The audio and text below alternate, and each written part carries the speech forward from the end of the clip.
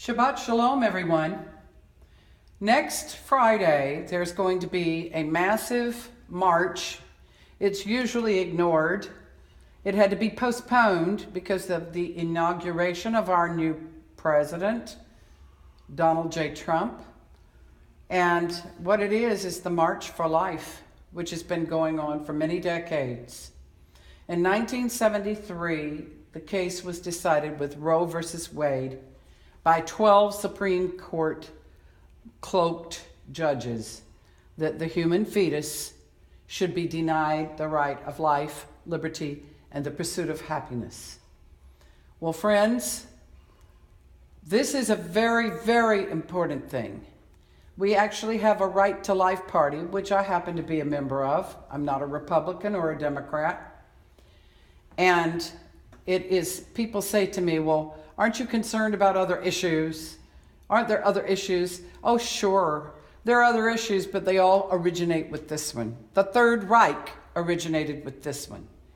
If we lose respect for any part of life, we've lost respect for all of life.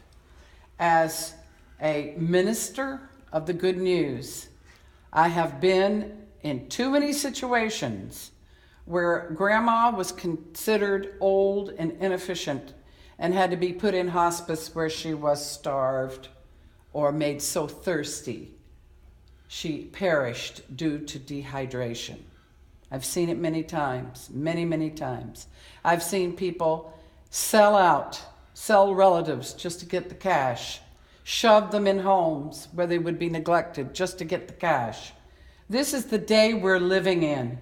And friends, there's nothing like a human being. We are wonderfully and fearfully made. I myself was the great honored recipient of a kidney transplant 6 years ago by a generous-hearted believer in Yeshua HaMelech who came. I didn't know him, he didn't know me, and he gave his kidney to me.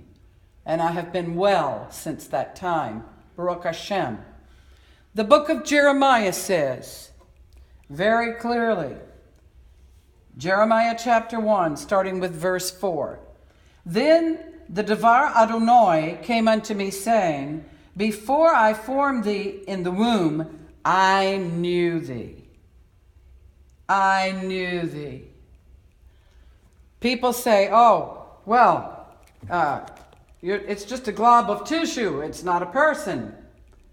Oh, that's where you're wrong, my friends. There are many people in various religions and denominations who have come up with an idea by some very fine patriarchs that you cannot have an abortion after 3 months, but it's okay before 3 months. Where did they get this? They got this from hell. Because the minute there is the joining of the egg and the spermatozoon, that is a human life. That is a human life. Don't believe it if someone says it is not. Because it is indeed, you were a human at that time. Why is it in this country, if a woman is killed when she's pregnant, the defendant eventually is charged with 2 murders, not just 1. And yet a woman can have an abortion up until 9 months and then partial birth when it's being delivered. The American eagle, you are fined something like $5,000 if you kill a baby eagle. Isn't that curious? It gets curiouser and curiouser, my friends. I encourage you today to say to someone who is contemplating destroying a fetus because they can't afford it, or they this, or they that. Listen, the road to hell is paved with many, many fine excuses. They're actually poor excuses. Why take it out on a little human life? Why take it out on that little human? You should see some films about the sanctity of life. They're all over Google. And The Silent Scream is one of the better ones. You know, there's a certain state I believe it might be the state of Georgia.